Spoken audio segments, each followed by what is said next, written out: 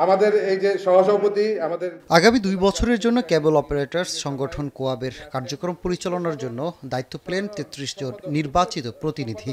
বুধবার রাজধানীর গুলশানে অল কমিউনিটি ক্লাবে নবগঠিত কার্যনির্বাহী কমিটির কাছে দায়িত্ব হস্তান্তর ও ফলাফল ঘোষণা করেন কোয়াবের নির্বাচন বোর্ডের চেয়ারম্যান আক্তার হোসেন। সভাপতি হিসেবে বিনা প্রতিদ্বন্দ্বিতায় নির্বাচিত হয়েছেন ABM সাইফুল হোসেন সোহেল। সহসভাপতি হিসেবে বিনা প্রতিদ্বন্দ্বিতায় নির্বাচিত হয়েছেন বরাতুল করিম। নতুন কমিটিতে সভাপতি ও সাধারণ সম্পাদক হিসেবে পুনরায় নির্বাচিত হয়েছেন যথাক্রমে সাইফুল হোসেন সোহেল ও সৈয়দ মোশাররফ আলী চঞ্চল। আমি চেষ্টা করেছি আমার নির্বাচন বোর্ড এবং আমার সাথে হচ্ছে আমাদের আপিল বোর্ড সবাই আমাকে অনেক সহযোগিতা করেছেন এবং আমি যখন যেটা তাদের কাছে জানতে চেয়েছি সেই সহযোগিতা তারা পাশে এসে এবং হচ্ছে প্রত্যেকটা সময় আমার সাথে তারা কাঁধে কাঁধ মিলিয়ে আমরা এই একটা সুন্দর নির্বাচন সবাইকে উপহার দিতে পারছি। নতুন কার্যনির্বাহী কমিটিকে সর্বাত্মক সহযোগিতা করার আশ্বাস দিয়েছেন সংগঠনের নেতা কর্মীরা।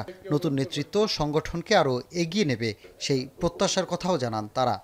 আমরা হয়তো কাজ করেছি, কাজ করার চেষ্টা করেছি, বর্তমান কমিটিও কাজ করছে, কাজ করার চেষ্টা করবে, কিন্তু আমার একটা অনুরোধ থাকবে আমরা সকলে যেন বর্তমান কমিটিকে আমরা সর্বতোভাবে সাহায্য এবং সহযোগিতা করি এবং তাদেরকে যেন একটা দিক নির্দেশনা করি।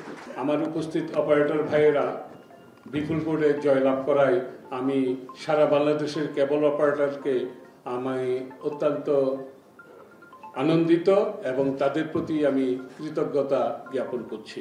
যোগ্য নেতৃত্ব উঠে আসে এবং যোগ্য নেতৃত্ব সবসময় ব্যবসার ক্ষেত্র এবং তার প্রতিবন্ধকতাগুলোকে খুব সুন্দরভাবে প্রতিহত করতে পারে। বিপরীতে কেবল অপারেটরদের সব সমস্যা সমাধানের আশ্বাস দিয়েছেন নবনির্বাচিত কমিটি। সেই সাথে কেবল ব্যবসায় পাইরেসি রোধে সরকারকে কঠোর হওয়ারও আহ্বান জানান তারা।